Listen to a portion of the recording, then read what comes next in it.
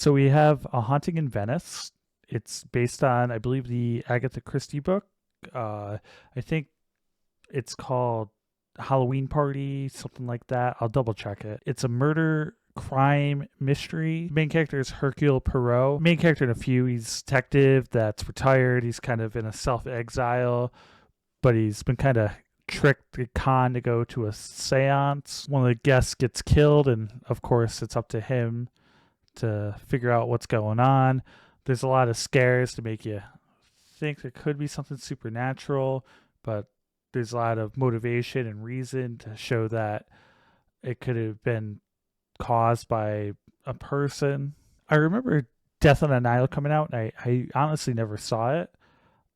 Now, Murder on the Oriental Express, I never saw the movie, but I remember playing the point and click game when I was a kid. The Agatha Christie series is pretty popular in a point and click. So obviously, I'm a huge fan of horror. I like mysteries. I like whodunit. That's one of my favorite parts of Scream is figuring out what happened, who the killer is.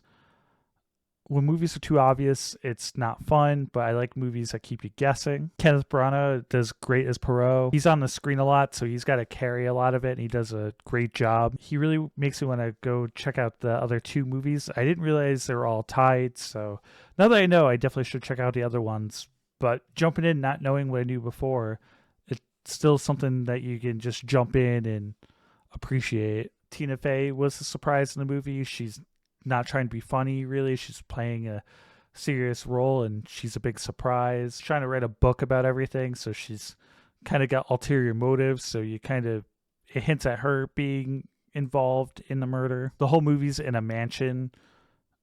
It kind of reminds you of the Resident Evil mansion with like no laboratory, but you're kind of just in one spot the whole time. Movies can pull it off well. It's actually really makes it interesting. I do think that they tried pushing, because I watched the trailer, the horror aspect too much, and I don't think it's that much of a horror movie. There's like some small scares, but I think they're trying to grab that audience because of the time of year. We just had The Nun, so I think the trailer really kind of throws off what this movie really is. Again, I love the murder mystery elements and the mystery to it. I'm a big fan of those. It really kind of reminded me of the Dark Pictures games. I don't know if you guys have ever played them, but I'm sure you have. The Dark Pictures games are a lot of fun, but it kind of reminds me of figuring out what's really going on, and maybe it's supernatural, maybe it's not. Sometimes it is, sometimes it's not.